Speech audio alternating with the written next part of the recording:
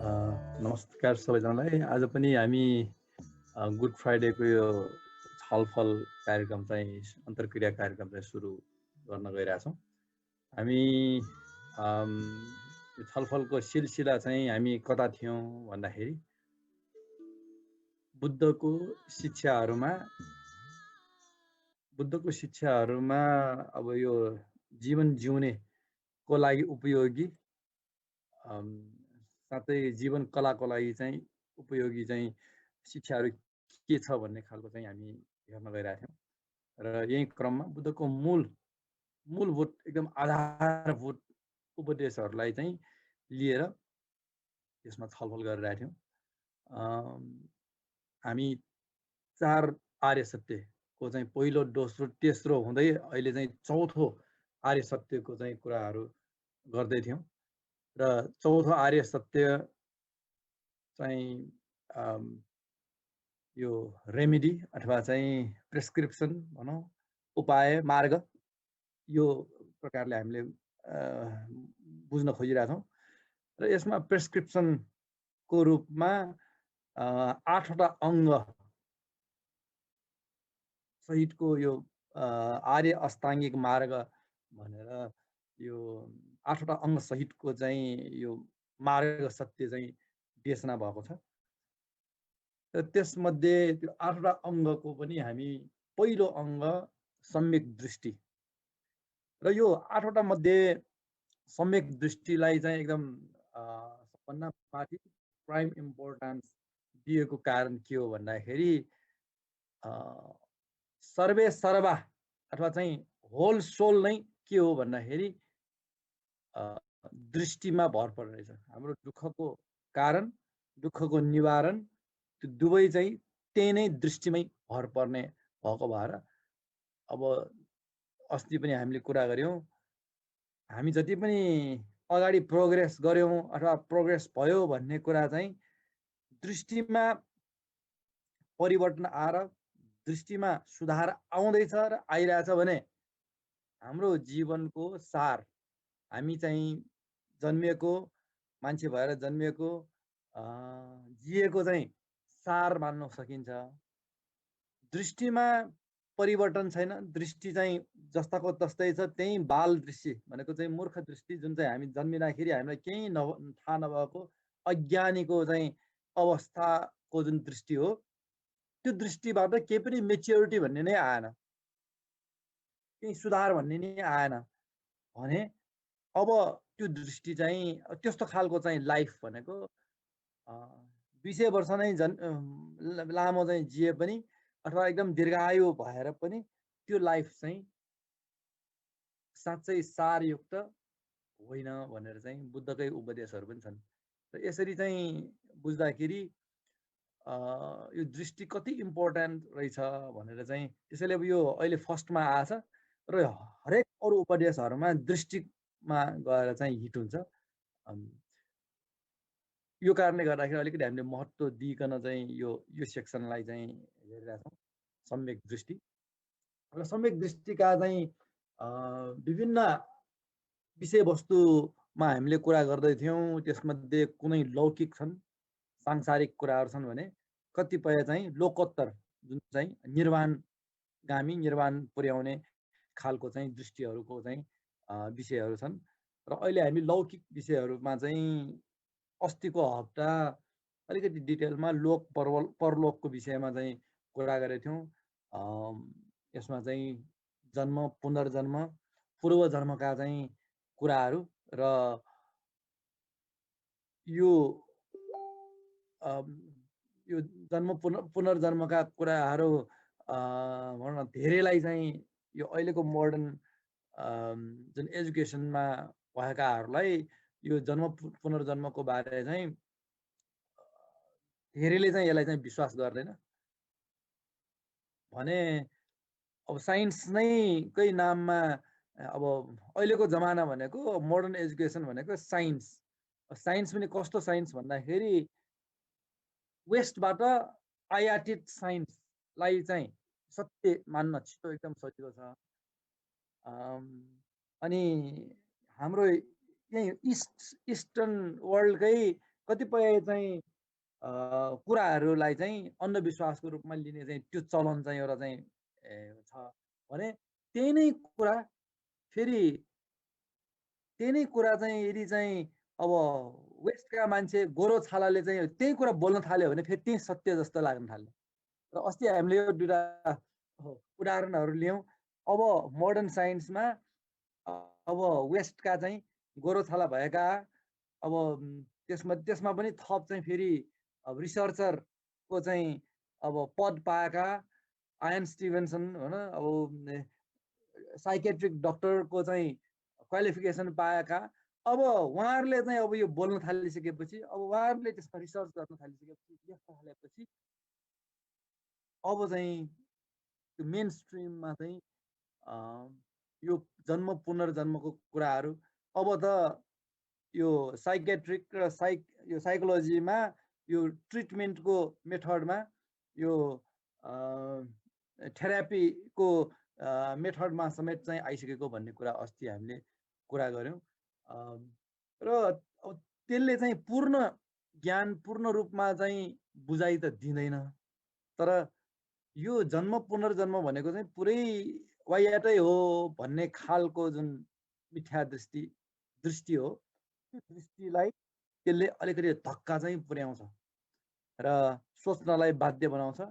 र धेरै साइन्टिस्टहरू छन् जो चाहिँ एकदम यो जन्म पुनर्जन्ममा चाहिँ पटक्कै विश्वास नगर्ने, जस्तै फर इक्जाम्पल सिगमन्ड फ्राइडले पनि यस्तो धेरै इन्सिडेन्ट्सहरू चाहिँ भएको छ, जस्तै यो कुनै पनि अरू कारणहरूबाट चाहिँ डिफाइन हुन नसकेको साइकोलोजिकल अवस्थाहरूको बारे चाहिँ कुरो छ। तर कुरा गर्दाखेरि ऊ जन्म पुनर्जन्ममा चाहिँ विश्वास नगर्ने खालको चाहिँ साइन्टिस्ट भएको कारणले गर्दाखेरि उसले लगेर चाहिँ त्यसको चाहिँ डेफिनेसन चाहिँ अब अन्ततिर चाहिँ लगाउँछ र त्यो खालको चाहिँ टेन्डेन्सी हामीले देख्छौँ। अब यो अब आफ्नो अहिले अस्ति हामीले कुरा गऱ्यौँ, दृष्टि चाहिँ अब आफैले आँखाले देख्यो, आफैले फिल अनुभव गर्यो भने एक किसिमको स्ट्रङ खालको दृष्टि चाहिँ बन्ने हो।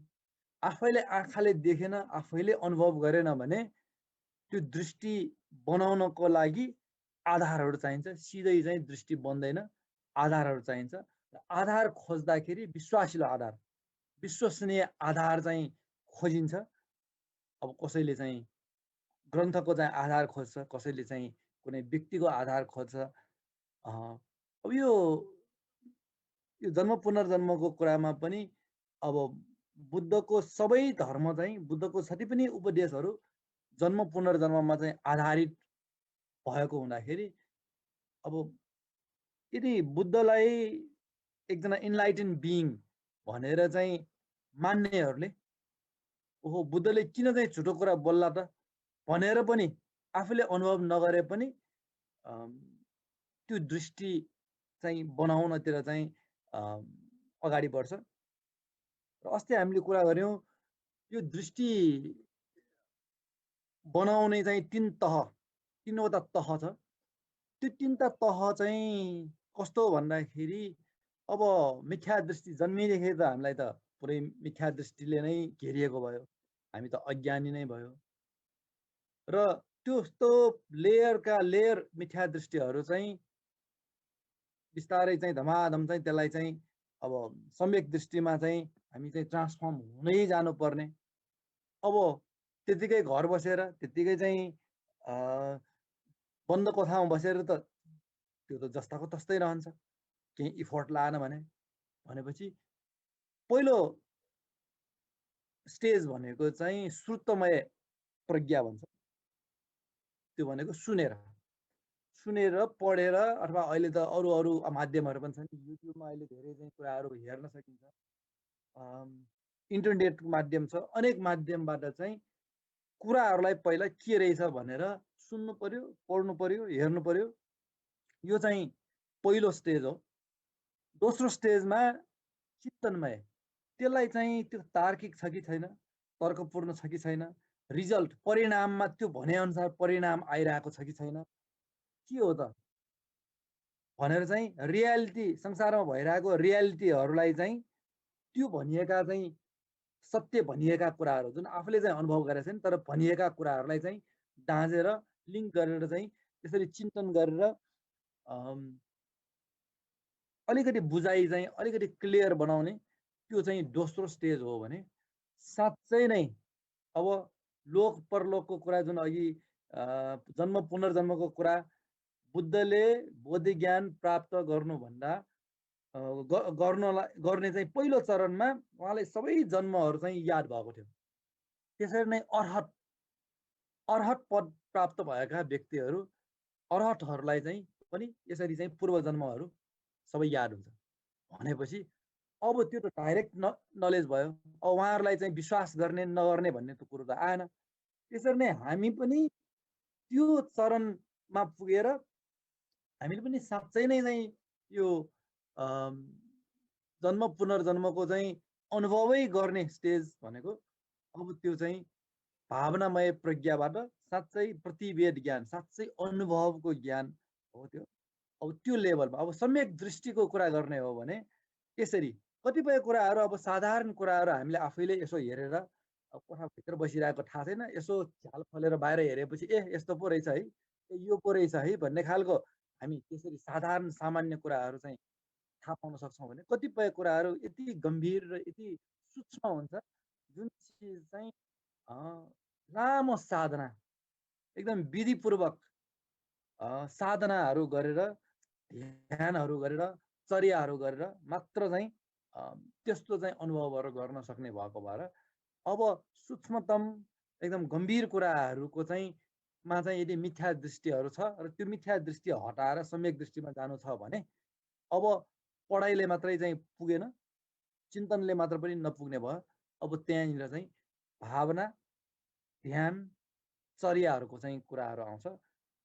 त्यसरी चाहिँ सम्यक दृष्टि चाहिँ बन्दै जाने हो भनेर हामीले यो पनि मैले अलिकति अगाडिको कुराहरूलाई चाहिँ कोट्याएँ। यो लोक परलोकको विषयमा दुईटा पक्षको कुरा गरेको थियौँ। एउटा पक्ष चाहिँ जन्म पुनर्जन्म अनन्त जन्म हामी लिइसक्यौँ र अझै लिनेवाला छौँ भन्ने एउटा एस्पेक्ट भयो। अर्को लोक परलोकको चाहिँ विषयमा भन्ने हो भने प्रत्येक हामी व्यक्तिहरू आफ्नो संसार हाम्रो छ, हाम्रो देखाइ हाम्रो हेराइले कारणले गर्दा आफ्नो संसार छ भने अब त्यसलाई पनि समराइज गरेर अब यहाँ चाहिँ 6वटा लोक खरगटी लोक छ भनेर चाहिँ त्यसरी त्यसलाई चाहिँ समराइज गरेर एउटै नेचरको चाहिँ एउटा चाहिँ भनौँ न त्यो लोकको चाहिँ दृष्टिलाई चाहिँ 6 प्रकारको लोक छ भनेर चाहिँ अब देवलोक, असुरलोक, प्रेतलोक, नरकलोक, पृथ्वीलोक, यो के मनुष्य लोक अनि पशुलोक यो चाहिँ तिर्यक लोक भन्छ। यसरी चाहिँ 6वटा लोकको चाहिँ हिसाबले चाहिँ पनि बताइएको छ भने अर्को यसलाई पनि डिटेल्समा अब रूपलोक अरूपलोक अनि त्यसपछि यो कामलोक भनेर चाहिँ यसरी चाहिँ डिफाइन गर्ने 31वटा भुवन 31वटा भुवनको चाहिँ मैले एउटा ग्लिम्स मात्रै अब हामी समय चाहिँ हामीसँग त्यति धेरै छैन त्यही भएर मैले ग्लिम्स मात्रै यहाँ चाहिँ देखाएँ। यसमा चाहिँ यो पिङ्क कलर चाहिँ यो काम यो गति काम भूमि हो यो। त्यसपछि यो निलो पोर्सन भनेको रूपलोक त्यसपछि माथि चाहिँ अरूपलोक हैन। अब हामी स्वर्गलोक भन्छौँ देवलोक भन्छौँ। देवलोक यसमा चाहिँ यो परनिर्मित वर्षवर्ती निर्माणरती तुषिता यामा तावतिंस चतुर्महाराजिका मनुष्यलोक हामी चाहिँ हाम्रो चाहिँ यो हाम्रो भन्दा यसरी चाहिँ यो काम गति नै काम भूमि नै यहाँ चाहिँ हाम्रो झन्डै 60वटा चाहिँ काम भूमि छ। अनि यो काम गति नै हो तर चाहिँ यो दुर्गति यो चाहिँ अलि दुःख पाउने धेरै दुःख भएको चाहिँ गति हो। नरकलोक यो पशुपन्छीको लोक प्रेतलोक असुरलोक भनेको चाहिँ यो चाहिँ काम दुर्गति लोक हो भने त्योभन्दा माथि रूपलोक।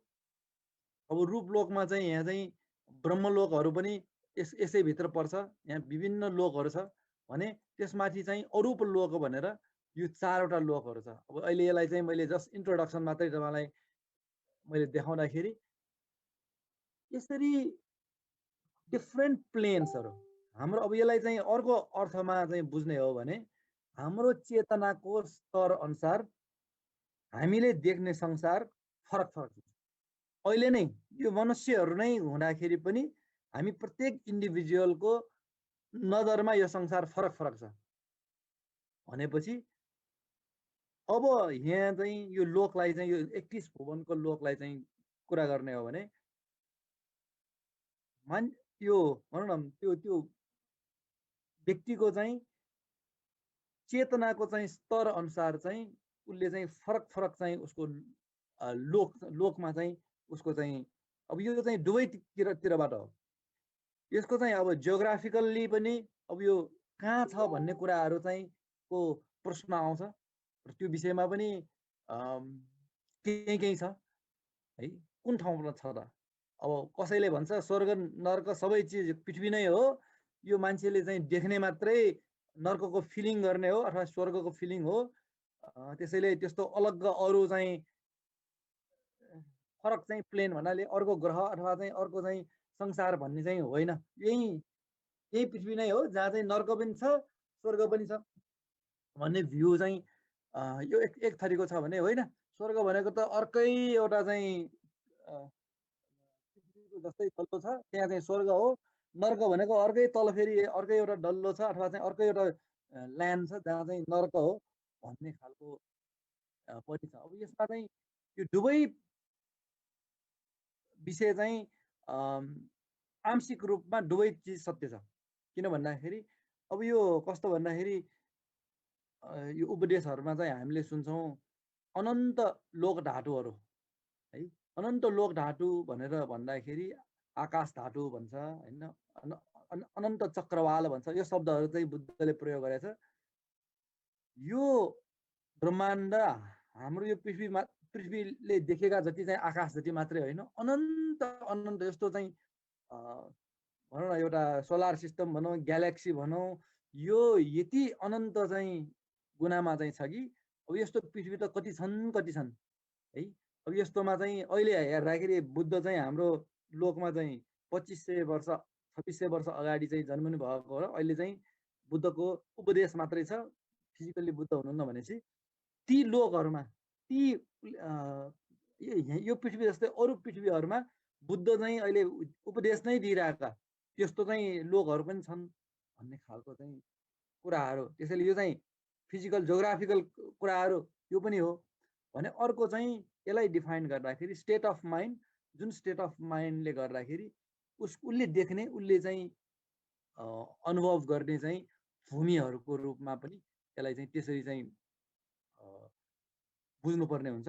र यो लोक र परलोकको चाहिँ विषय चाहिँ लाई हामीले यही थाती राख्दै अरू विषयहरू छ, हामी यसलाई सरसर्ती मात्रै जान्छौँ। अब एउटा विषयमा एकदमै धेरै डिटेलमा जान सकिने कुराहरू यो चाहिँ आफैले चाहिँ चिन्तनहरू गर्दै यो मिथ्या दृष्टि यदि छ भने र भएका मिथ्या दृष्टि चाहिँ हामी बिस्तारै चाहिँ यसलाई चाहिँ उघार्दै लाने, क्लियर गर्दै लानुपर्ने हुन्छ। अब यसमा अर्को चाहिँ कर्म र कर्मफलको विषय छ जुन एकदमै गम्भीर छ र बुद्धको सबै प्रिन्सिपलहरू कर्म र कर्मफलमा चाहिँ आधारित छ। अब कर्म भन्ने बित्तिकै सिम्पल अर्थमा काम हो। अब काम पनि कर्म हुने चाहिँ 3टा द्वारहरू, शरीरको द्वार, वचनको द्वार, चित्तको द्वार, यो 3टा चाहिँ द्वारबाट चाहिँ कर्महरू हुने भए। अब हेर्दाखेरि अब शरीरबाट वचनबाट हुने कर्मले अब जुनसुकै कर्मले चाहिँ त्यसको कन्सिक्वेन्सेसहरू हुन्छ। कुनै चिज हामीले यसो चिज चाहिँ उठाउने बित्तिकै त्यसको कन्सिक्वेन्सेस भनेको अब मेरो हातमा चाहिँ यो चिज चाहिँ तल छ र मैले चाहिँ त्यो हातले चाहिँ उठाएँ भने अब त्यहाँ इफेक्ट देखियो। अघि यो चिज चाहिँ यहाँ टेबल माथि थियो भने अब यो आकाशमा आयो, माथि आयो भनेपछि यो त तुरुन्तै प्रत्यक्ष देखिएको चाहिँ कर्मको चाहिँ अब रिजल्ट जस्तो चाहिँ भयो। तर यो कर्मको चाहिँ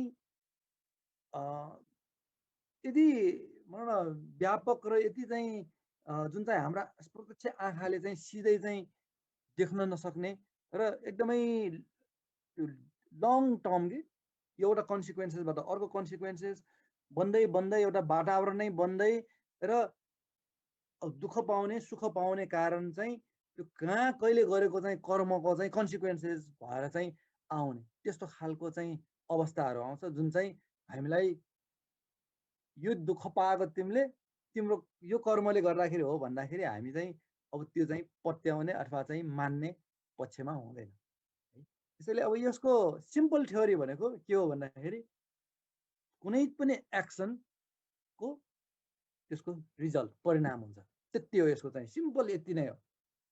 कुनै पनि एक्सन, अब यसमा एक्सनमा चाहिँ यो तीनटा द्वार मध्ये पनि बुद्धले फेरि यसलाई चाहिँ समराइज गरेर अझ यसलाई चाहिँ कन्साइज गरेर के भन्नुभयो भन्दाखेरि चित्तले गर्ने कर्म नै मात्रै प्रधान हो र कतिपय केसमा अब शरीरले गरेको चाहिँ कर्म हुन्छ। जस्तै अब हातमा चक्कु छ, अर्को त्यहाँ व्यक्ति छ, त्यो चक्कुले चाहिँ त्यो मान्छेको चाहिँ पेटमा घोप्यो, यो त अलिकति विभत्स चाहिँ घटना भयो होइन।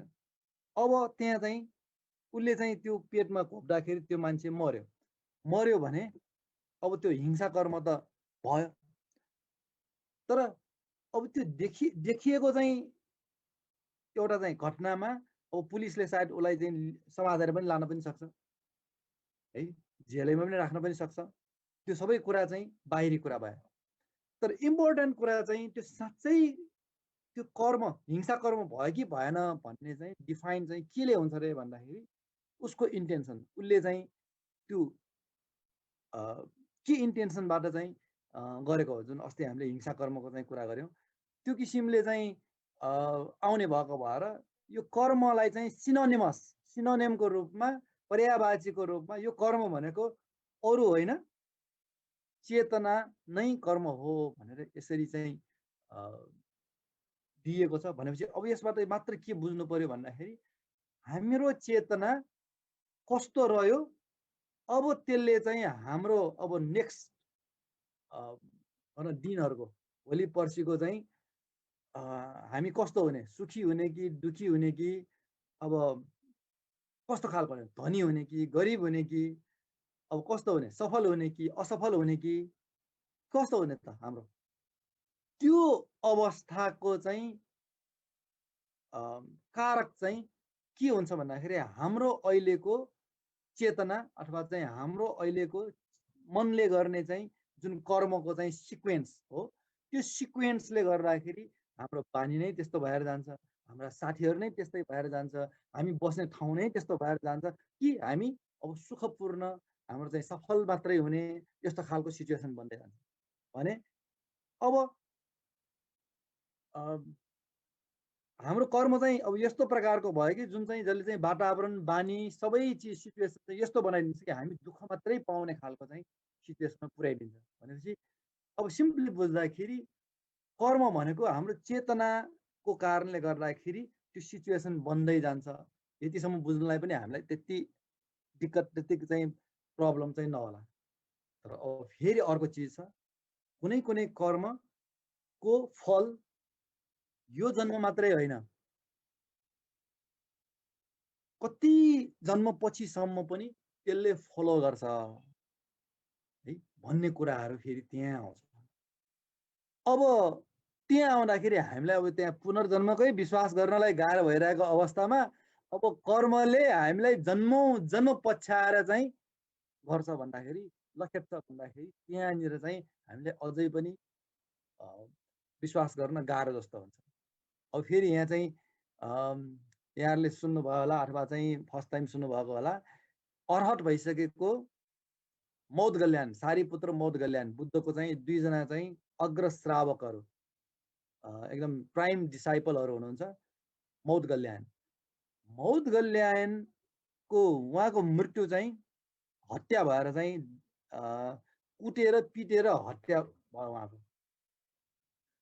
अब अर्हत भइसकेको व्यक्तिको पनि त्यसरी चाहिँ हत्या हुन्छ भनेपछि न उहाँले कसैलाई चाहिँ अब ब्याड इन्टेन्सन कहिले सोचेको छ, कहिले पनि भनौँ न अब अर्हत भनेको अब मन चाहिँ पूर्ण रूपमा शुद्ध भइसकेको, पूर्ण रूपमा निर्वाणको चाहिँ अनुभव गरिसकेका मान्छेलाई अर्हत भनिन्छ है। भनेपछि त्यस्तो व्यक्तिको मृत्यु चाहिँ हत्याबाट भयो है, त्यहाँ कुटेर पिटेर चाहिँ हत्या गरिएको थियो। बुद्धले अब यो पूर्व जन्मको जसरी रिड पूर्व निवासान ज्ञानबाट चाहिँ रिड गर्छ, त्यो रिड गर्दाखेरि मौदगल्यायनले कुनै जन्म त्यो चाहिँ यो 2-4वटा जन्म अगाडि होइन, धेरै धेरै अगाडि चाहिँ जन्ममा त्यो कुकर्म पहिलाको चाहिँ त्यस्तो छ, त्यो खालको चाहिँ कर्म फल चाहिँ अब कति जन्मसम्म चाहिँ भोग्दै भोग्दै भोग्दै आएको र आएर चाहिँ अब अर्हत भइसकेपछि पनि फेरि आफू हत्याबाट चाहिँ मृत्यु हुनु पर्यो भनेपछि यो एउटा उदाहरण चाहिँ कर्म फलले चाहिँ कसरी चाहिँ पछ्याउँछ जन्म जन्मसम्म भन्ने कुराहरू यस्तो धेरै धेरै उदाहरणहरू छ। र अस्ति हाम्रो योगेश दार्साले पनि एउटा दुईवटा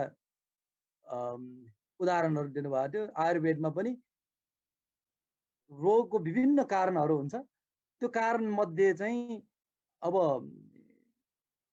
कुनै चाहिँ यो कफ वात पित्तका चाहिँ कुराहरू बाहेक फेरि एउटा चाहिँ अर्को कारण हुन्छ जुन चाहिँ कर्मको कारणले गर्दाखेरि पनि हुन्छ भनेर चाहिँ अब यता आयुर्वेदमा पनि त्यो चिज छ भने यसरी चाहिँ अब कर्म र कर्म फलको चाहिँ अब दृष्टि अब कसैले यो दृष्टि चाहिँ मा चाहिँ मिथ्या दृष्टि भएको कारणले गर्दाखेरि अब उसले जे पनि गर्छ, यो गर्न हुने यो गर्न नहुने जे पनि यो यतिकै हो, यसको फल चाहिँ मैले भोग्नु पर्छ भन्ने कुरा म चलाख भयो भने कर्मको फल खास भोग्नु पर्दैन, अलिकति बुद्धु भयो भने मात्रै कर्मको फल भोग्ने हो। त्यसैले कुकर्म गरौँ, त्यसपछि त्यो कर्मको फल भोग्नु नपर्ने उपायहरू गरौँ। अब यता सोर्स फोर्स लाउनु पर्छ कि यता चाहिँ घुस पाउनु पर्छ कि यसपछि यता के गर्नुपर्छ, त्यो अनेक उपाय गरेर त्यो कर्मको फल गर्नु नपर्ने म अवस्था बनाइहाल्छु के अरे। त्यसैले अहिले चाहिँ यो गर्दा केही फरक पर्दैन भन्ने बोकेका मान्छेहरू यहाँ एकदम चाहिँ प्रशस्त चाहिँ हामी भेट्छौँ। र त्यो कारणले गर्दाखेरि पनि अब संसारमा चाहिँ हामी चाहिँ धेरै चाहिँ कुकर्महरू चाहिँ भइरहेको चाहिँ देखिन्छ। र त्यो हुनुको पछाडि चाहिँ भनेको यो कर्मफलको विषयमा मिथ्या दृष्टि रहुन्जेल र हुन्जेल हो है। तर अब यो पनि अहिलेकै कुरा जस्तो अब हामी सिधै एउटा सानो एक्सन होइन, एउटा सामान चाहिँ यहाँबाट त्यहाँ राख्दाखेरि भएको चाहिँ चेन्ज परिवर्तन परिणामलाई त हामी प्रत्यक्ष देख्न सक्छौँ, त्यसमा त कसैको दुई मत नै छैन है। तर अघि भने जस्तै एकदमै डिप रुटेड कर्महरू, यो कर्मको चाहिँ एकदमै स्ट्रङ कर्महरू जुन कर्मको चाहिँ परिणाम चाहिँ जन्मौँ जन्मसम्म चाहिँ पछ्याउँछ भन्ने कुराहरूलाई चाहिँ अब सिधै हामीले चाहिँ देख्नलाई त अघि भने जस्तै पूर्व निवासान ज्ञानहरू, त्यो पूर्व जन्मका चाहिँ कुराहरू र कर्मफलको चाहिँ त्यो ज्ञानहरू चाहिँ प्रत्यक्ष रूपमा चाहिँ त्यो इन्लाइटन बिइङको रूपमा चाहिँ देख्न सक्ने अवस्थामा चाहिँ एउटा लेभल भए। तर अहिलेको लेभलमा हामीले यी उपदेशहरू जो इन्लाइटन भइसकेकाहरूको चाहिँ घटनाहरू उपदेशहरू बाट चाहिँ यस्तो त हुँदो रहेछ भन्ने खालको चाहिँ त्यसरी चाहिँ जस्ट मिथ्या दृष्टिमा चाहिँ रहिरहनुभन्दा यो दृष्टिबाट हुन सक्ने हामीलाई चाहिँ बेनिफिट्सहरू, त्यो बेनिफिट्स चाहिँ लिने हिसाबले यसलाई चाहिँ त्यो तहमा चाहिँ हामी चाहिँ बिलिफ सिस्टमलाई चाहिँ अलिकति चाहिँ ढल्काए मात्र पनि त्यो पूर्ण रूपमा आफैले प्रत्यक्ष नदेखेको भए पनि त्यतातिर ढल्काउन सक्यो भने हाम्रो कतिपय कर्महरू त्यतिकै शुद्ध हुन्छ। हामीलाई डर हुन्छ यो कर्मले त मैले त भोग गर्नुपर्ने रहेछ ओहो भन्नाले त्यसरी चाहिँ कतिपय कर्महरू हामी अशुद्ध कर्महरू गर्नबाट हामी पछि हट्ने चाहिँ त्यो एउटा कारक हुन जान्छ। भनेपछि यो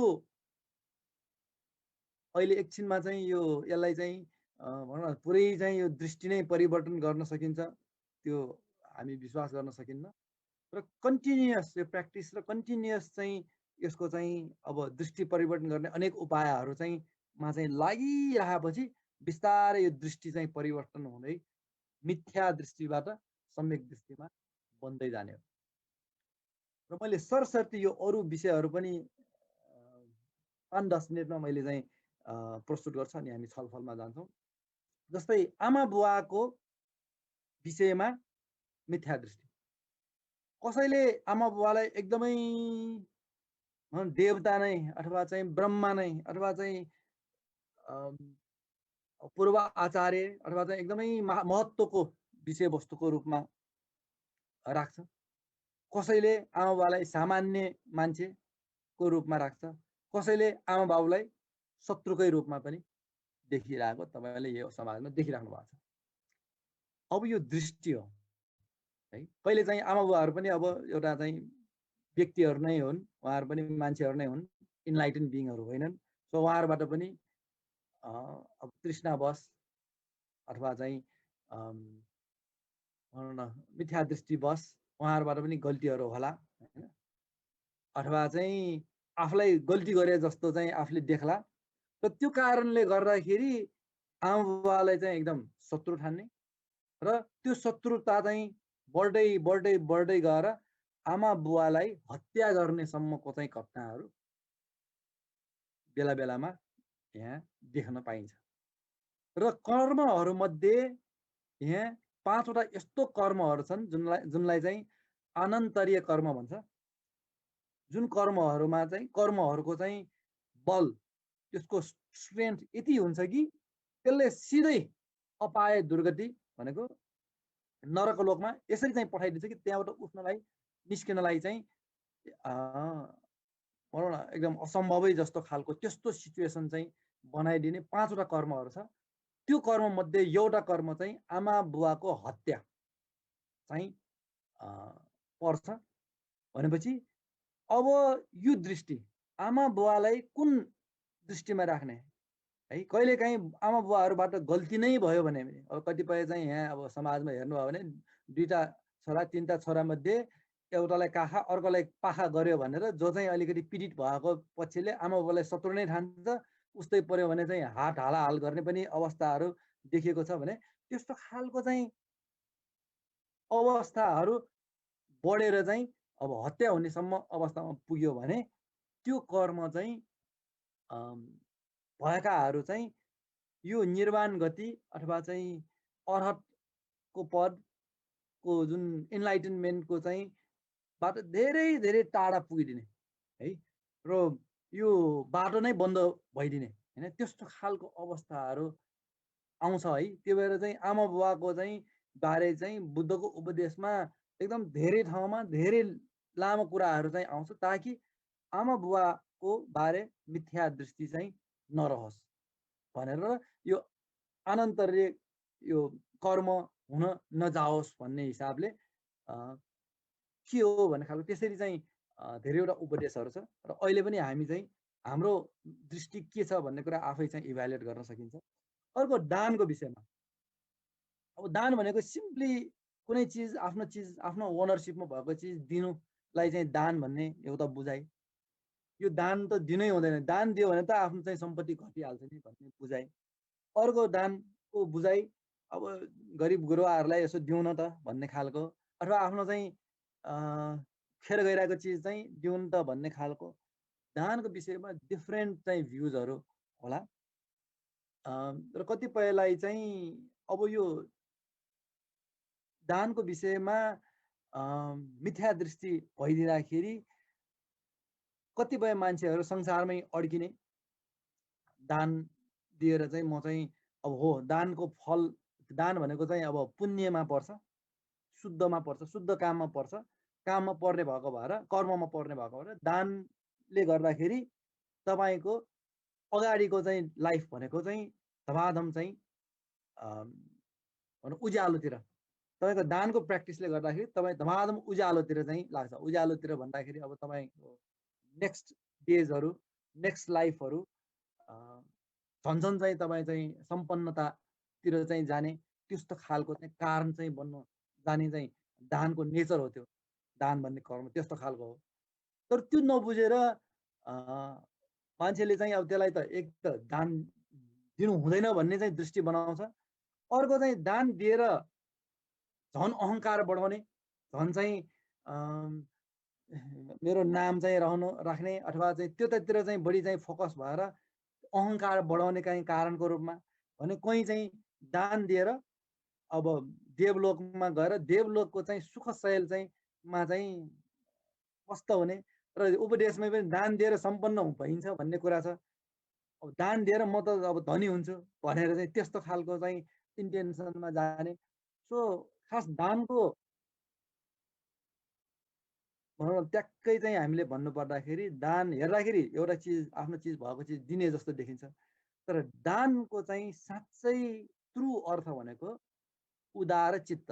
अघि भने नि कर्म भनेको चिज चाहिँ चेतना हो भने जस्तै दानको पनि त्यो चेतनामा चाहिँ जाने भयो। कसले के दियो कति दियो भन्ने त्यति इम्पोर्टेन्ट होइन, उसको चित्तमा उदारता कति छ, त्यो उदारताको चाहिँ डिग्री के हो त्यसमा चाहिँ भर पर्ने हो। र यो कुरा नबुझेर मान्छेले एकदम ठुलो क्वान्टिटीको दान दिने, ठुलो भनौँ न कोही अब पक्षलाई चाहिँ अब त्यो पक्ष हेरेर चाहिँ दान दिने, त्यस्तो चाहिँ मा बढी फोकस भइदिने। तर दानको ट्रु अर्थ चाहिँ नबुझिदिएर यो जुन अघि मैले भने दान भनेको उदारताको चाहिँ अब उदारता हो, त्यो उदारता चाहिँ कति छ त, कुन लेभलमा छ त भन्ने कुरा चाहिँ त्यो नबुझ्दाखेरि अब त्यसले गर्दाखेरि चाहिँ अब दान दिएर पनि हेर्दाखेरि राम्रै काम गरेर पनि झन् दुःख पाउने अवस्थाहरू पनि सिर्जना हुन्छ। र अर्को पोइन्ट छ शिलव्रत परामर्श। शिलाव्रत परामर्श भनेको चाहिँ कस्तो भन्दाखेरि यो कर्मकाण्ड, पूजाआजा, विभिन्न खालको चाहिँ एक्टिभिटीहरू हामी रिचुअल्सहरू गर्छौँ, त्यो रिचुअल्सबाट दुःख मुक्ति हुन्छ, पाप नाश हुन्छ भन्ने विश्वास। अब यो विश्वास चाहिँ पनि अब यो चाहिँ दुईटा अन्तको रूपमा दुईटा भनौँ न अतिको उसमा जान्छ। कोही कोही छन् यो कुरा पढिसकेपछि यो कुरा बुझिसकेपछि अथवा नपढे पनि यो पूजाआजा भनेको सबै निरर्थक हुन्, यो रिचुअल्स भनेका सबै चाहिँ काम नलाग्ने हुन्, त्यो भएर भनेर कोही रिचुअल्स गर्न थाल्यो कि हे यो यिनीहरू चाहिँ सब चाहिँ ढुङ्गे हुन्, यो सब चाहिँ काम नलाग्ने हुन् भन्ने एकाथरी मान्छेहरू हामीले भेट्छौँ। भने कोही चाहिँ उसको दिन रात त्यही रिचुअल्समै बित्छ र उसले पाप कर्म गरिरहेको हुन्छ, अनि गएर चाहिँ फेरि चाहिँ पूजाआजा गर्छ, किनभने त्यो अघिल्लो दिन गरेको चाहिँ पाप कर्मलाई चाहिँ धुलाउनको लागि है। त्यस्ता चाहिँ मान्छेहरू पनि हामी समाजमा देख्छौँ। भनेपछि यो दुईटा अति, एक थरी अति चाहिँ के हो भन्दाखेरि शील व्रतलाई यो काम नलाग्ने, यो चाहिँ वाहियात हो भनेर चाहिँ पुरै निगेट गर्ने एक थरीकाहरू। अर्को चाहिँ त्यसमा यस्तो अभ्यस्त कि त्यसले चाहिँ साँच्चै के हो त्यसको उपादेयता भन्ने कुरा चाहिँ नबुझिकन चाहिने भन्दा बढी त्यसलाई चाहिँ ओभर भ्यालु, ओभर इस्टिमेट गरेर त्यसलाई चाहिँ अभ्यास गर्ने, अनि हुँदै नहुने चिजहरू जुन चाहिँ पापको कर्म भोग गर्नै पर्छ, अब त्यो पापको कर्म चाहिँ त्यो शील व्रतबाट चाहिँ अथवा चाहिँ त्यो कर्मकाण्डबाट चाहिँ काट्न मिल्छ, काट्न सकिन्छ भनेर चाहिँ अनि पाप गर्ने, अनि अर्को दिन आएर त्यो पूजा पाठ गर्ने, फेरि अघिल्लो दिन मजाले पाप कर्म गर्ने, त्यसपछि नेक्स्ट डे आएर त्यसको चाहिँ कटाउने, यस्तो खालको प्र्याक्टिस गर्ने दुई थरीका मान्छेहरू। र यी दुवै थरीका मान्छेहरू चाहिँ मिथ्या दृष्टिमा छन्। सम्यक दृष्टि के हो? शील व्रतका पनि पर्पोज हुन्छन्, त्यो पर्पोज ट्रु पर्पोजलाई स्पष्ट रूपमा बुझेर अभ्यास गरिन्छ, गर्नुपर्छ। र जुन त्यसको चाहिँ रिजल्टै होइन, जुन त्यसले छुँदै छुँदैन, हुँदै होइन, त्यो उद्देश्यहरू राखेर यदि शील व्रतमा चाहिँ अभ्यस्त भयो भने त्यो वेस्ट अफ टाइम हो, वेस्ट अफ मनी हो भनेर चाहिँ त्यसरी बुझ्नु पर्यो। र बुद्धकै बेला चाहिँ एउटा दुईवटा घटनाहरू छ। अब त्यो बेला त एउटा चाहिँ अब वैदिक जुन परम्परामा चाहिँ बसेका त्यहाँ ऋषि मुनिहरू थिए। अब त्यसमा पनि काश्यपको चाहिँ एउटा चाहिँ घटना त्यस्तै नै छ। अब बुद्धको उपदेश सुनिसकेपछि त यो यज्ञ होम गरिरहेको त यो सबै निरर्थक हो भन्ने जस्तो चाहिँ लाग्यो। अनि के यो चाहिँ सबै निरर्थक नै हो त भनेर खालको चाहिँ प्रश्न चाहिँ गर्दाखेरि अब बुद्धको उपदेशहरूमा यो यज्ञहरूको पनि केही केही त्यसको चाहिँ पुण्यका कामहरू हुन् तिनीहरू।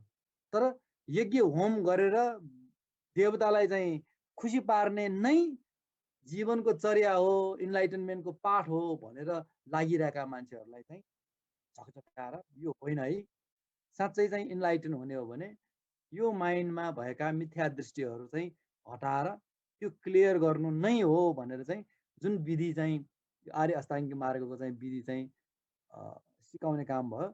अब त्यसरी चाहिँ परिवर्तनशील व्रत परामर्शको चाहिँ विषयमा एकदमै यो विचार गर्नुपर्ने कुराहरू छ र मान्छेहरू चाहिँ धेरै यसमा चाहिँ फस्छन्। अब त्यो कुराहरू छ। मैले समयलाई हेरेर मैले आजलाई यहीँनिर रोकेँ। हामीले यो 5वटा विषय चाहिँ मा कुरा गऱ्यौँ। यो तलको 2टा पनि मैले 2 लाइनमा कुरा गरिहालेँ। दार्शनिकता कोही चाहिँ एकदम दार्शनिक फिलोसफीमै भुलेर त्यसैमा मूल्य मान्यता बनाएर एकदम चाहिँ वाद विवाद गरेर त्यसरी नै त्यसैमै चाहिँ बिताउनेहरू एक थरीका हुन्छन् भने अर्को चाहिँ त्रिरत्न बुद्धकै बारे प्रश्न होइन, बुद्ध नै छ कि छैन, बुद्ध चाहिँ काम लाग्ने व्यक्ति हो कि होइन, अथवा धर्म बुद्धले जुन सिकाएका धर्म त्यो पनि बताएका हो कि होइन, अथवा चाहिँ त्यसले कल्याण गर्छ कि गर्दैन, अथवा चाहिँ भन्दै त्यो त्रिरत्नको विषयमा बुद्ध धर्म सङ्घको विषयमा यो कामै लाग्ने यो छैन भनेर चाहिँ त्यो खालको दृष्टि बनाउनेहरू को विषयमा यो मिथ्या दृष्टि चाहिँ हो भने सम्यक दृष्टि चाहिँ बुद्ध धर्मसँग बुद्धलाई आफूले नभेटे पनि त्यत्रो ग्रन्थहरू छ, त्यत्रो चाहिँ उपदेशहरू छ, त्यसको आधारमा बुद्धलाई नभेटे पनि बुद्धको अस्तित्व, धर्मको अस्तित्व, सङ्घको यो चाहिँ यसले कसरी चाहिँ फङ्सन गरिरहेछ भनेर त्यसबाट धेरै आफूले चाहिँ फाइदा लिन सक्थ्यो। तर त्यो मिथ्या दृष्टिको कारणले गर्दाखेरि त्रिरत्नबाट हुने चाहिँ सबै बेनिफिट्सहरूबाट वञ्चित हुनु पर्यो। भनेपछि त्यो खालको चाहिँ मिथ्या दृष्टि हो।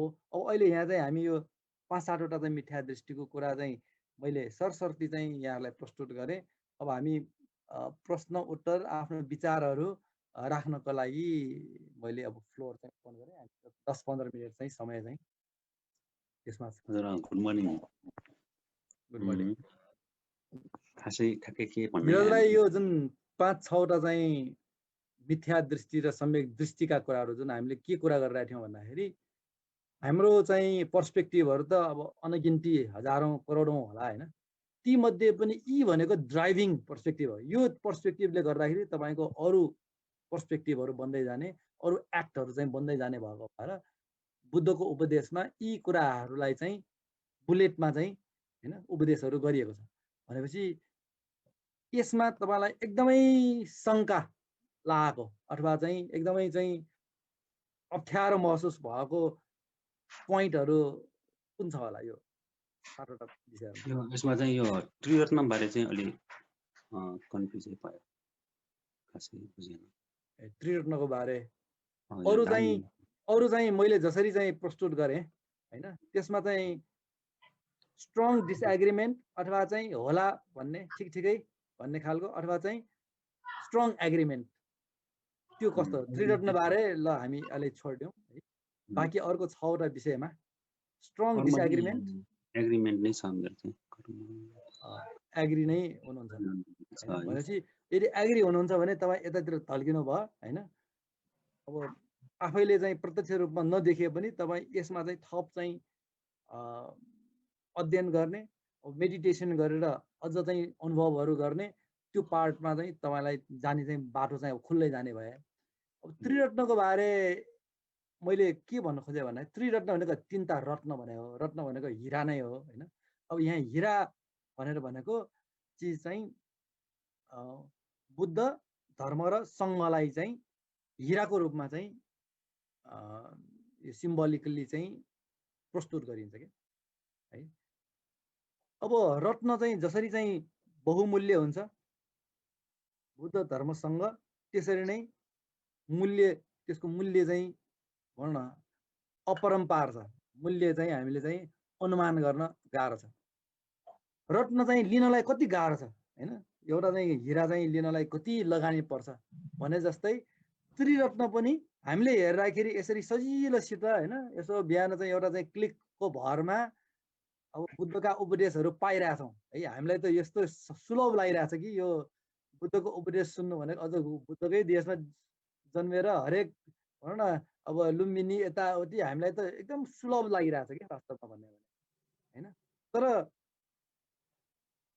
यहाँ हामी यसरी चाहिँ सजिलोसित चाहिँ बुद्धका उपदेशहरूमा एक्सेस भएकाहरूको प्रपोर्सन हेर्ने हो भने यो संसारमा हैन कस्तो छ भन्दाखेरि, अब उपमा दिएको पनि कस्तो छ भन्दाखेरि हाम्रो यो होल शरीर छ नि, त्यो शरीरको जुन भोल्युम छ त्यो भोल्युममा यो नङको चाहिँ भित्र चाहिँ भएको अलिकति मैलो हुन्छ नि, त्यो मैलोको र हाम्रो होल शरीरको भोल्युमको चाहिँ प्रपोर्सन तपाईँले हेर्नुभयो भने त्यति मान्छेले मात्र यसरी सुन्ने, यसरी चाहिँ विचार गर्ने, यसरी सम्यक दृष्टिको बारे चाहिँ हैन अन्तर्क्रिया गर्ने मौका पाइरहेको हुन्छ। र बाँकी अरू सबै त चाहिँ मिथ्या दृष्टिमै त्यसैमा भुलेर कि दुःख पाइरहेछन् कि चाहिँ भुलेर चाहिँ आनन्दित भएर बसेका छन् हैन, जसको चाहिँ रिजल्ट भनेको दुःख मात्रै हो। भनेपछि यो त्रिरत्न भन्ने विषय चाहिँ जसरी रत्न, जसरी चाहिँ त्यो हिरा अथवा चाहिँ मोतीहरू चाहिँ महँगो भएको कारण किन भन्दाखेरि एकदमै लिन गाह्रो, त्यो झिक्नलाई एकदमै धेरै लगानी पर्ने, मेहनत पर्ने है। त्यो कारणले गर्दाखेरि बुद्ध धर्मसँगलाई रत्नसँग चाहिँ दाँजेर त्रिरत्न अथवा चाहिँ बुद्ध रत्न, धर्मरत्न, सङ्घरत्न भनेर चाहिँ भनिन्छ हैन। अब 2600 वर्ष अगाडि बुद्ध चाहिँ अब जन्मिनु भयो हैन, त्यो एज अ व्यक्ति चाहिँ त्यसरी पनि बुद्धलाई चिनिन्छ भने अब यो चाहिँ ऐतिहासिक कुराबाट चाहिँ तपाईँले गर्न कथाबाट चाहिँ थाहा हुन सकिन्छ भने, तर यहाँ भनिरहेको रत्न चाहिँ त्यो व्यक्ति नभइकन बुद्धको जुन बुद्धता हो, जुन बोध हो, जुन चाहिँ बोधि हो, त्यसलाई भन्न खोजेको, जुन ज्ञान हो त्यो चाहिँ पहिलो रत्न हो। धर्मरत्न त्यो जुन बोधि प्राप्त गरेको बुद्धले सिकाएको जुन आर्य अष्टाङ्गिक मार्ग, चतुर आर्य सत्य हो, यो चाहिँ धर्म हो। अहिले जुन हामीले कुरा गरिरहेको हौँ त्यो धर्मरत्नको कुरा हो। अब यसलाई जसले चाहिँ अभ्यास गर्छ, जसले यसलाई चाहिँ प्र्याक्टिस गर्दै गर्दै यो सम्यक दृष्टि, मिथ्या दृष्टि भएको चाहिँ काट्दै काट्दै काट्दै काट्दै सम्यक दृष्टिमा चाहिँ ट्रान्सफर्म हुँदै गइरहेको जति पनि जमात छ त्यो व्यक्तिहरू, त्यो जमात चाहिँ सङ्घरत्न हो। भनेपछि यो तिनटाको चाहिँ कम्बाइन्ड फर्म चाहिँ अब रूप चाहिँ त्रिरत्न भनेर चाहिँ भनेको हो। अब यो हामी अहिले कुरा गर्दाखेरि हामीलाई त सजिलै सुन्न सकिरहेछ। अघि भने जस्तै यो संसारमा यति धेरै मान्छेहरू छन् कि जसलाई त्रिरत्नको बारे पटक्कै श्रद्धा पनि छैन, त्रिरत्नको अस्तित्वको बारे उनीहरूलाई पटक्कै विश्वास पनि छैन, र त्यो त्रिरत्नबाट हुन सक्ने फाइदाको उनीहरूको एक्सेस नै छैन, नो एक्सेस एट अल हैन। उनीहरूले त्यहाँबाट केही पनि फाइदा लिइरहेको पनि छैन र लिइराख्नको लागि चाहिँ त्यो सिचुएसनै छैन, वातावरणै छैन है। त्यो किन वातावरण छैन भन्दाखेरि उनीहरूलाई त्रिरत्नको अस्तित्व, त्यसबाट हुने बेनिफिट्सको बारे उनीहरू देख्न उनीहरूकै अगाडि छ, तर चाहिँ त्यो दृष्टि चाहिँ को कारणले गर्दा, मिथ्या दृष्टिको कारणले गर्दा है। त्यो हिसाबले त्रिरत्नको बारे मिथ्या दृष्टिले गर्दाखेरि तपाईँको सबै ढोका बन्द भयो। भित्र हिरा मोतीको चाहिँ भण्डार छ, तर तपाईँलाई चाहिँ त्यो घर चाहिँ दियो जुन घरमा हिरा मोती सबै चिज छ, र तपाईँलाई साँचो दिएन भने के मतलब भयो? घर मात्र भएर के गर्ने? त्यहाँभित्रको रत्न चाहिँ छ अरे, तर चाहिँ साँचो छैन, तपाईँले केही पनि प्रयोग गर्न नसक्ने भयो भने के मतलब भएर भने जस्तै खालको यो मिथ्या दृष्टिले त्रिरत्न त जतासुकै भनौँ न, हामी यो ज्ञान त जतासुकै जहाँ पनि लिन सकिन्छ, सुलभ रूपमा छ, तर चाहिँ त्यो दृष्टिको कारणले गर्दाखेरि त्यो सबै बन्द भइदियो है। त्यो चाहिँ पक्षमा हामीले यो सम्यक दृष्टिमा त्रिरत्न चाहिँ कुरा राख्यो। क्लियर भयो? क्लियर भयो? धन्यवाद। मलाई चाहिँ एउटा के छ भने मेरो एक्सपिरियन्समा त्यो चाहिँ अलिकति अहिले मलाई सताइरहेको अवस्था भएर यहाँ अलि क्लियर हुन्छ कि भनेर, यो दानसँग रिलेटेड हो। अब मैले कुनै समय अब कसैलाई भनौँ न, कसैको चाहिँ त्यति बेलाको स्थिति परिस्थिति बुझ्दाखेरि चाहिँ अब केही कुरा चाहिँ दानको हिसाबमा चाहिँ दियो। तर अहिले आएर जुन हिसाबको चाहिँ उनीहरूको चाहिँ हुन्छ नि जीवनचर्याहरू देखेर चाहिँ त्यो दानको बारेमा चाहिँ घरिघरि आइरहेको छ क्या दिमागमा। त्यही भएर त्यो मेरो दृष्टि चाहिँ कस्तोमा जान्छ भने मैले सही गरेँ कि गरेन भनेर कन्फ्युजनमा जान्छ क्या। त्यो चिजले चाहिँ अब दान गरिसकेपछि त त्यसको बारेमा नसोच्ने भन्ने चाहिँ थाहा त छ, तैपनि त्यो चाहिँ आइराख्ने क्या। यो चाहिँ कसरी हटाउन सकिन्छ होला? त्यो पनि एक हिसाबको त मिथ्या दृष्टि नै हो यो, तैपनि छाड्न नसकिरह भएर। त्यो दानको विषयमा मिथ्या दृष्टि हो भने धेरै नै कुरा भएको कारणले गर्दाखेरि नै बुद्धले यो सम्यक दृष्टिको कुरामा दानको कुरा ल्याएको चाहिँ हो, त्यो पक्कै हो होइन। र अब दानको शुद्ध अर्थ फेरि के पनि भनिएको छ भन्दाखेरि एकदमै पापी मान्छे पनि अथवा चाहिँ एकदमै मिथ्या दृष्टिमा परेको मान्छेलाई पनि सबैभन्दा सजिलो पहिलो चर्या भनेको दान हुन्छ क्या। सबभन्दा सजिलो सबैभन्दा चाहिँ पहिलो चरणमा गर्न सकिने मन चाहिँ फरै भए पनि गरिहाल्न सक्ने पुण्य कार्य भनेको चाहिँ दान भनेर भनिएको पनि छ है। त्यसैले जस्तोसुकै मिथ्या दृष्टि भए पनि अब जुनले चाहिँ दान दियो होइन त्यो अरूभन्दा कल्याणकै काम भयो, सिद्धियो होइन। तर अब त्यहाँ मिथ्या दृष्टिहरू भइरहेको कारणले गर्दाखेरि त्यो दानले चाहिँ अब पिरोल्ने पनि अब त्यो पनि स्वाभाविक भयो है। अब त्यो पिरोल्ने अब विभिन्न अब तपाईँले चाहिँ दानको बारे हेर्दै जानु पर्यो, दान के हो कसो हो होइन। अब बुद्धले त आइडियल दानलाई के भनेछ भन्दाखेरि दान पारमिता भनेछ। सबै दान पारमिता हुँदैन। दान भनेको सिम्पली अब दिनेदेखि लिएर होइन। र यस्तो दान जुन चाहिँ साँच्चै आइडियल होइन एकदमै चाहिँ पर्फेक्ट दानलाई चाहिँ दान पारमिता भन्छ। भनेपछि हामीले गरेको दान चाहिँ पारमिता भन्नलाई क्वालिफाई छ कि छैन भनेर चाहिँ अब त्यहाँबाट हेर्ने हो होइन। अब यहाँ अब अघि भने जस्तै हामी इन्लाइटेन बिइङ चाहिँ नभइसकेको भएर मिथ्या दृष्टिहरू व्याप्त छन्। र त्यो मिथ्या दृष्टिसँगै चाहिँ के आउँछ भन्दाखेरि हाम्रो अब दानको चाहिँ उद्देश्य भनेको इगोलाई चाहिँ घटाउनु हो। तर त्यो मिथ्या दृष्टि भएको कारणले गर्दाखेरि दान दिएर झन् हाम्रो चाहिँ इगो चाहिँ झन् चाहिँ सम्वर्धन हुन्छ क्या, झनै चाहिँ बढिन्छ। अनि त्यसले चाहिँ दानले त झन् दुःख दिने भए। अब यहाँ चाहिँ अब सम्यक दृष्टिमा जाने उपाय चाहिँ अघिको तिनटै नै हो, योभन्दा बाहेक अरू धेरै कुरै छैन। फर्स्टमा श्रुतमय नै चाहियो। अब तपाईँले दानको बारे पढेको सुनेको चाहिँ पर्याप्त नभए हुनसक्छ होइन। दान भनेको सिम्पली दिने ल अलिकति चाहिँ मन चाहिँ खुला गरेर दिने मात्रै भन्ने चाहिँ बुझिरहेको हुनसक्छ है। त्यसैले दानको बारे अझ थप चाहिँ अध्ययन गर्न पर्ने हुन्छ होइन। अब त्यस्ता चाहिँ किताबहरू पाइन्छ, गुरुहरू हुन्छ होइन। त्यसरी चाहिँ एउटा चाहिँ श्रुतमयमा चाहिँ जानु पर्यो होइन। अब अनि त्यसपछि प्र्याक्टिस नै गर्दाखेरि भावनामय भनेको अब प्र्याक्टिस नै गर्न थाल्दाखेरि अब आफ्नो चित्तलाई हेर्ने, मैले दान दिइराख्दाखेरि मेरो चित्तको अवस्था के हो भनेर हेर्ने प्र्याक्टिस चाहिँ गर्नुपर्ने हुन्छ होइन। अनि त्यसरी चाहिँ गर्दै गयो भने त्यो प्र्याक्टिस गर्दै गएपछि अब दानबाट चाहिँ हुनुपर्ने आउनुपर्ने बेनिफिट चाहिँ आउँछ होइन। मिथ्या दृष्टिको कारणले गर्दाखेरि दानले झन् चाहिँ आउने बेफाइदाहरू चाहिँ त्यो चाहिँ हट्दै जान्छ होइन। त्यसरी हुँदाखेरि अब दानको चाहिँ मिथ्या दृष्टि चाहिँ मा क्लियरेन्स आयो भन्ने कुरा बुझ्नु पर्यो। अब मलाई यसैमा चाहिँ अब मैले फाइनल्ली भन्नु खोजेको के भन्दाखेरि बुद्धको उपदेशमा के छ भन्दाखेरि त्रिकोटी परिशुद्ध दान भन्ने एउटा टर्म छ क्या। त्रिकोटी भनेको तिनवटा पक्ष हुन्छ दान दिँदाखेरि। दान दिँदाखेरि त्यो तिनवटा पक्ष हुन्छ, त्यो तिनवटा पक्षको बारेमा त्यहाँ मिथ्या दृष्टि हुन्छ। त्यो तिनवटा पक्ष भनेको भन्दाखेरि दिने व्यक्ति आफू जुन दिने व्यक्ति हो त्यहाँ एउटा पक्ष हो, त्यो दिने वस्तु त्यो वस्तु एउटा अर्को पक्ष हो भने लिने जुन पक्ष छ त्यो लिने अर्को पक्ष हो, दिने वस्तु र लिने पक्ष, यो तीनटा पक्षको चाहिँ मिलन भएपछि मात्र दान भन्ने एउटा कार्य बन्ने हो। यो त्रिकोटी भनेको यो तीनटा पक्ष हो।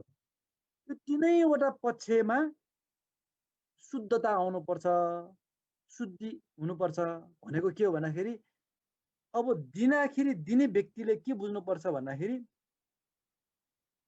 सत्य चाहिँ बुझेर, त्यो भनेको के भने दिने व्यक्ति म अनित्य दुःख अनात्माको जुन हामीले अस्ति कुरा गऱ्यौँ नि, म अनित्य हो, म अनात्मा हो भनेर त्यसरी चाहिँ भावना गर्दै दियौँ भने आफूमा हुने इगो छ नि, त्यो इगो चाहिँ अब ठाउँमा आउँछ।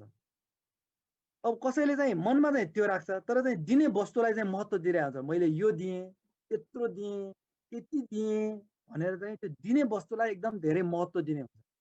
र दोस्रो कोटी भनेको त्यो दिने वस्तु पनि अनित्य स्वभावकै हो, अनात्म स्वभावकै हो भनेर चाहिँ बुझेर दिने है। त्यो भएपछि के दियो, कति दियो भन्नेमा चाहिँ तपाईँ चाहिँ त्यसमा चाहिँ अहङ्कार बढाउने भन्ने हुँदैन। फेरि अर्को कुरा, लिने व्यक्ति पनि कस्तो अनित्य नै हो, अनात्मा नै हो भनेर चाहिँ लिने व्यक्तिको विषयमा चाहिँ यो दृष्टि राख्न सक्यो भने अब मैले कसलाई दिएँ, गरिबलाई दिएँ अथवा प्रधानमन्त्रीलाई दिएँ अथवा राष्ट्रपतिलाई नै दिएँ अथवा मेरो चाहिँ कसलाई दिएँ भनेर जुन व्यक्ति जसले लिने हो व्यक्ति, त्यो लिने व्यक्तिको चाहिँ आइडेन्टिफिकेसनको आधारमा तपाईँ खुसी हुने अथवा चाहिँ दुखी हुने अथवा आफूले चाहिँ दिएको दान ठुलो जस्तो लाग्ने अथवा सानो जस्तो लाग्ने, यो विभिन्न चाहिँ हाम्रो चाहिँ मोडुलेसन्सहरू हुन्छ कि त्यसलाई होइन। त्यो यो घटना चाहिँ एउटै हुन्छ, तर त्यो दिने व्यक्तिको चाहिँ आइडेन्टिफिकेसनको कारणले गर्दाखेरि तपाईँ चाहिँ तपाईँको फिलिङ चाहिँ अर्कै हुने होइन। त्यस्तो खालको चाहिँ दृष्टि है। अब के गर्नु पर्यो, हरेक दानमा तपाईँको चाहिँ दृष्टि के हुनुपर्छ भन्दाखेरि अनित्य र अनात्माबाट चाहिँ तपाईँ चाहिँ पुरै चाहिँ त्यसमा चाहिँ भिजेर चाहिँ दान दिन सक्यो भने अब त्यो दान चाहिँ के हुन्छ भन्दाखेरि पारमितामा गरिन्छ। त्यसले चाहिँ तपाईँ झन्झनै सम्यक दृष्टिमा तपाईँ चाहिँ स्ट्रङ हुँदै जान्छ, तपाईँको चित्त झन्झन शुद्ध हुँदै जान्छ र तपाईँ सन्तोष लिने केमा भन्दाखेरि तपाईँको यो पारमिता भइरहेछ, यो चाहिँ चित्त शुद्ध गर्ने मेरो चाहिँ प्रोसेसमा म अगाडि बढिरहेको छु भन्ने कुरामा चाहिँ तपाईँ चाहिँ सन्तोष हुने कि। जबकि दान दिएर अघि भने नि, दान दिएको चाहिँ कर्म फल चाहिँ कस्तो हुन्छ, तपाईँ एकदम धनी कुलमा चाहिँ जन्म हुने त्यसको फल हुनसक्छ है। भने अब तपाईँ म त अस्ति दान दिएको कारणले गर्दाखेरि यस्तो धनी भएँ भनेर त्यसमा चेरिस गर्ने, त्यसमा चाहिँ तपाईँ चाहिँ एकदम चाहिँ दङ्ग मक्ख पर्ने हो भने अब मिथ्या दृष्टिमा हुन्छ, त्यो चाहिँ रिजल्ट हो। तर त्यो रिजल्टमा चाहिँ तपाईँ चाहिँ धेरै चाहिँ त्यो खालको चाहिँ मा गयो भने अब त्यो कर्मफल हो भएर पनि त्यो चाहिँ अब राइट दृष्टि भएन। जबकि दानको कारणले गर्दाखेरि तपाईँको अनित्य र अनात्मा भाव चाहिँ झन्झन स्ट्रङ भएर गयो, झन्झन स्पष्ट हुँदै गयो भने त्यो अघिको तपाईँलाई चाहिँ शङ्काहरू उपशङ्काहरू त्यो आउने चाहिँ कारण नै रहँदैन, त्यो हराउँछ कि होइन। भनेपछि अब दानको उद्देश्य कहाँनिर केन्द्रित गर्नु पर्यो भन्दाखेरि अनित्य र अनात्मामा चाहिँ एकदमै फोकस्ड हुन सक्यो भने चाहिँ त्यसले चाहिँ साँच्चै पारमिता चाहिँ हुन्छ। त्यो पारमिता हुन सक्यो भने तपाईँको अब स्टेप चाहिँ अगाडि बढ्ने स्टेपमा चाहिँ जाने हो है। यसो भन्दाखेरि केही स्पष्टता आयो कि? जुन स्पष्टता त आयो, त्यही पनि अब यो मन चाहिँ कस्तो भने अझै पनि विकारयुक्त छ होइन। त्यही भएर कहिलेकाहीँ चाहिँ ओहो नचाहिनेलाई चाहिँ दिएछ कि भन्ने हुन्छ नि, ऊभन्दा चाहिने अरू छ आवश्यक यसमा चाहिँ अब त्रिकोटीमा चाहिँ तपाईँले चाहिँ थर्ड कोटी जुन चाहिँ लिनेलाई चाहिँ तपाईँले आइडेन्टिफाई गर्नुभयो क्या। यो आइडेन्टिफाई गरुन्जेल तपाईँको चित्त चाहिँ एकदमै चाहिँ अब विचलित हुने भयो क्या होइन। सो त्यो आइडेन्टिफिकेसनलाई तपाईँले मेट दियो भने दियो त दियो सिद्धियो। अब तपाईँको काम के हो, अब फेरि चित्त शुद्ध गर्नलाई अर्को एक्ट हो क्या। त्यो पुरानोसँग त्यहाँ चुन्डी राख्ने होइन क्या, मैले के गरेँ कसो गरेँ भनेर झुन्डिएर बस्ने होइन होइन। अब अगाडि अर्को त्यसरी चाहिँ गयो भने भयो। अब त्यहाँ यो अड्किने चाहिँ कि चाहिँ सामानमा अड्किन्छ, मैले यत्रो दिएँ खोइ त मलाई भन्ने खालको हुन्छ होइन, नभए चाहिँ त्यस्तो खालको हुन्छ है त। अब त्यो चाहिँ अभ्यास गर्दै गएपछि बिस्तारै मैले यसलाई चाहिँ अब तुङ्ग्याउनतिर लाएँ। आजको सेसनमा यो सम्यक दृष्टि को कुरा, यो लौकिक कुराहरू गरिसकेपछि यो लोकोत्तर कुरामा चाहिँ के आयो भन्दाखेरि अघि भने जस्तै अनित्य दुःख अनात्माको चाहिँ दृष्टि चाहिँ हामी चाहिँ बनाउनु नै अब खास चाहिँ अल्टिमेट साँच्चैको सम्यक दृष्टि भनेको यो है। अब यो अनित्य र अनात्माको बारे हामीले धेरै अस्तिको सेसनहरूमा कुरा गर्यौँ, त्यसैलाई चाहिँ फेरि पल्टाउनु पर्ला। म अहिले चाहिँ यसमा जाँदै छैनौँ। र साँच्चैको सम्यक दृष्टि भनेको यो हो। र अर्को हिसाबले भन्ने हो भने अब लौकिक कुरामा चाहिँ कुरा गर्दाखेरि यी कुरामा हाम्रो विवेकपूर्ण, हाम्रो चाहिँ इन्टेलिजेन्स, हाम्रो चाहिँ जुन इन्टेलेक्टलाई चाहिँ हामीले चाहिँ एकदम भनौँ न अब्जर्भेसन गरेर त्यसलाई चाहिँ ठिक्क मात्रामा, मध्यम मार्गको कुरा अस्ति हामीले गर्यौँ, ठिक्क मात्राको चाहिँ कुराहरू चाहिँ हामीले गर्न जान्यौँ भने लौकिक सम्यक दृष्टिमा रह्यो, हामीलाई प्रब्लम भएन भने लोकोत्तर सम्यक दृष्टिमा अब अल्टिमेट चाहिँ फेरि यो लोकोत्तर सम्यक दृष्टि हो, जसले चाहिँ हामीलाई जन्म मृत्युको जुन साइकल सर्कल जुन दुःख हो त्यो दुःखबाट नै निकाल्ने चाहिँ यसले हो। अघिको यसले चाहिँ हामीलाई चाहिँ सहायक चाहिँ बन्ला, जीवन चाहिँ जिउनलाई चाहिँ यसले चाहिँ धेरै चाहिँ हामीलाई चाहिँ सहयोग पुग्छ भने यो लोकोत्तरले चाहिँ यो चाहिँ फाइनल इन्लाइटनमेन्ट बुद्धसम्म हुने चाहिँ यो बाटो चाहिँ यसले दिने हो। त्यसैले हामी लौकिक पनि लोकोत्तर पनि यो दुवै पक्षमा चाहिँ सम्यक दृष्टि चाहिँ लाई स्ट्रङ बनाउँदै लाने, त्यो चिज चाहिँ हाम्रो जीवनको उद्देश्य हुनुपर्छ।